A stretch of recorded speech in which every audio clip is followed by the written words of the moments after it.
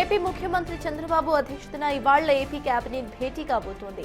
అమరావతి సచివాలయంలో జరగబోతున్న ఈ సమావేశంలో రాష్ట్ర అభివృద్ధి సంక్షేమానికి సంబంధించి ప్రభుత్వం కీలక నిర్ణయాలను తీసుకోబోతోంది. ముఖ్యంగా రాజధాని అమరావతిపై ప్రభుత్వం ప్రత్యేక ఫోకస్ పెట్టింది.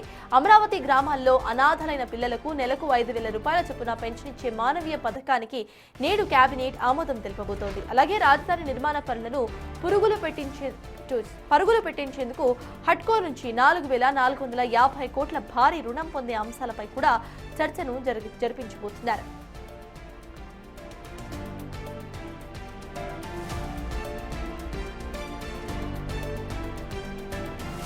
మరోవైపు రాబోయే అసెంబ్లీ బడ్జెట్ సమావేశాల నిర్వహణపై ఈ భేటీలో స్పష్టత రాబోతోంది. ఫిబ్రవరి 2వ వారంలో సభను ప్రారంభించే దిశగా ప్రభుత్వం అడుగులను ముందుకు వేస్తోంది. దీంతో పాటు దావోస్ పర్యటనలో కుదిరిన పెట్టుబడుల ఒప్పందాలు, పలు సంస్థలకు భూ కేటాయింపుల అంశం ఎజెండాలో ప్రధానంగా కనిపిస్తున్నాయి. రాజకీయంగా చూస్తే సోషల్ మీడియాలో ప్రభుత్వంపై జరుగుతున్న విమర్శలను ధీటుగా ఎదుర్కోవాలని, వైసీపీ ఆరోపణలను ఎప్పటికప్పుడు తిప్పికొట్టాలని మంత్రులకు సీఎం చంద్రబాబు దిశానిర్దేశం చేయబోతున్నారు.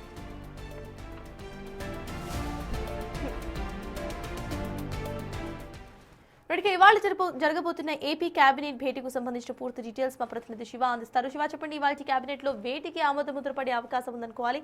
అప్డేట్ ఏంటి శివ? మొత్తం మీద చూసుకుంటే మరికొద్దిసేపట్లో సచివాలయంలో సీఎం చంద్రబాబు అధ్యక్షన ఏపీ కేబినెట్ భేటీ జరగబోతోంది. దాదాపుగా 40 అంశాల పైగా ఎజెండాగా పెట్టి ఏపీ కేబినెట్ భేటీ జరగబోతుంది. పలు కీలకమైన అంశాలను ఏపీ కేబినెట్ చర్చించబోతుంది. పలు సంస్థలకి భూ కేటాయింపులు, అలాగే రాజధానికి సంబంధించి కూడా హడ్కో నుంచి దాదాపుగా 4,000 కోట్ల రూపాయల నిధులకు సంబంధించి ఆమోదం తెలిపిన నేపథ్యంలో కేబినెట్ కూడా ఆమోదం తెలిపే అవకాశం కనిపిస్తోంది.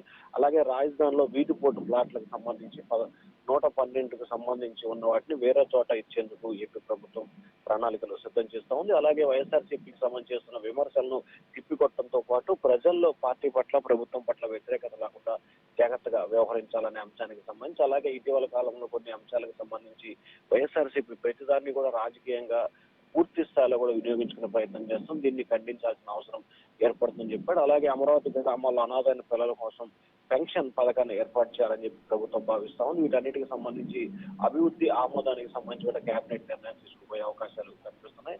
అలాగే ఇటీవల సీఎం చంద్రబాబు మంత్రులు దావోస్ పర్యటన నేపథ్యంలో దాదాపుగా ఎన్ని సంస్థలకు సంబంధించి ఎంఓఏలు కుదిరినాయి, వాటన్నిటికి సంబంధించి గ్రౌండ్ ఎప్పటికి జరగబోతుంది అనే అంశానికి సంబంధించి కూడా ప్రభుత్వం కీలక నిర్ణయం తీసుకుంది.